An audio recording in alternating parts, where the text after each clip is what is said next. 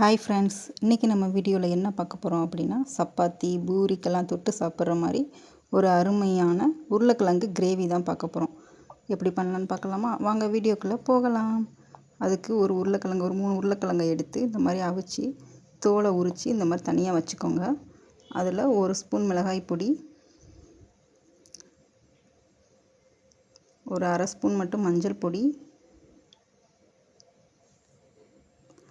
ஒரு 1/2 ஸ்பூன் உப்பு போட்டு நல்லா மிக்ஸ் பண்ணி அதை தனியாக எடுத்து வச்சுக்கோங்க. நல்லா ரொம்ப பெருசாக உருளைக்கிழங்கு இல்லாமல் கொஞ்சம் குட்டி குட்டியாக மசிச்சு கையிலே மசிச்சு விட்டுக்கோங்க.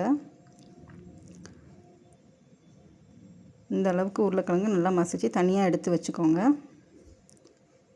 அப்புறம் அடுப்பை பற்ற வச்சுட்டு அதில் சட்டியை வச்சுக்கோங்க. 3 ஸ்பூன் அளவுக்கு கடலை எண்ணெய் ஊற்றிக்கோங்க. எண்ணெய் சூடானதுக்கப்புறமா 1 ஸ்பூன் கடுகு, ஒரு 1/4 ஸ்பூன் மட்டும் பெருஞ்சீரகம், 1/2 ஸ்பூன் உளுந்தம்பருப்பு, ஒரு கொத்து கருவேப்பிலை போட்டு நல்லா பொரிஞ்சதுக்கப்புறமா 2 பெரிய சைஸ் வெங்காயத்தை நான் கட் பண்ணி சேர்த்துருக்கேன். அதையும் நல்லா போட்டு வதக்கிடுங்க. எண்ணெயிலே நல்லா வதக்கணும். அப்போ தான் உருளைக்கிழங்கு கிரேவி ரொம்ப சுவையாக இருக்கும். 2 பச்சை மிளகாவை இந்த மாதிரி கீறி போட்டுக்கோங்க. நல்லா எண்ணெயிலே வதக்கி விட்டுக்கிட்டே இருங்க. வெங்காயம் நல்லா ப்ரௌனிஷ் ஆகிற அளவுக்கு வதக்கி விட்டுக்கோங்க. அப்புறம் ஒரு பெரிய தக்காளியை நான் அதில் போட்டு நல்லா மிக்ஸ் பண்ணுறேன். அதுவுமே நல்லா ஒரு தொக்கு பதத்துக்கு வர்ற வரைக்கும் நல்லா வதக்கி விட்டுக்கிட்டே இருங்க. இந்த அளவுக்கு வந்தால் போதும். அதுக்கப்புறம் நம்ம பிணைஞ்சு வச்சுருக்கோம் இல்லையா, அந்த உருளைக்கிழங்கு அதோட மிக்ஸ் பண்ணிக்கோங்க.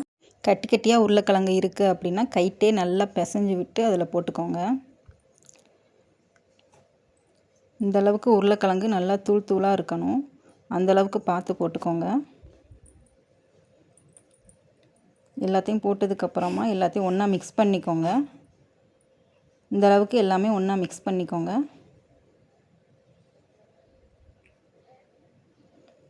நீங்கள் தேவைப்பட்டால் கறி மசால் பொடி சேர்த்துக்கலாம். 1 ஸ்பூன் மட்டும் கறி மசால் பொடி போட்டிங்க அப்படின்னா சுவை நல்லாயிருக்கும். ஒரு 1/4 ஸ்பூன் மட்டும் மஞ்சள் பொடி, தேவைக்கேற்ப உப்பு.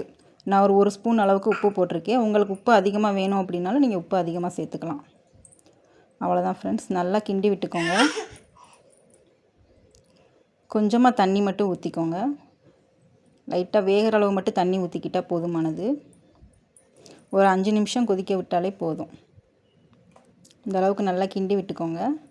ஒரு மிதமான தீயிலே ஒரு 5 நிமிஷம் இந்த மாதிரி வச்சுட்டு எடுத்திங்கனாலே ரெடி ஆயிரும். அவ்வளோதான் ஃப்ரெண்ட்ஸ், உருளைக்கிழங்கு கிரேவி ரெடி ஆயிடுச்சு. இதை நீங்கள் சப்பாத்தி பூரி எல்லா வகையான டிஷ்ஷுக்குமே நீங்கள் வச்சு சாப்பிட்லாம். நல்லா டேஸ்ட் அருமையாக இருக்கும். வீட்டில் இருக்கிறவங்க எல்லாருமே உங்களை பாராட்டுவாங்க. லாஸ்ட்டாக கொஞ்சமாக மல்லித்தலை போட்டு தூவி விட்டு இறக்கி வச்சிடலாம். அவ்வளோதான் ஃப்ரெண்ட்ஸ். வீடியோ பிடிச்சிருந்துச்சி அப்படின்னா லைக் பண்ணிக்கோங்க, ஷேர் பண்ணிக்கோங்க, கண்டிப்பாக கமெண்ட் பண்ணுங்கள். நீங்களும் சமையல் பண்ணி பார்த்துட்டு எப்படி இருக்குன்றதை கமெண்ட்டில் சொல்லுங்கள். இன்னும் உங்களுக்கு வேறு எதுவும் வீடியோ வேணும் அப்படின்னாலுமே கமெண்ட்டில் சொல்லுங்கள், நான் கண்டிப்பாக போடுறேன் ஃப்ரெண்ட்ஸ். தேங்க்யூ.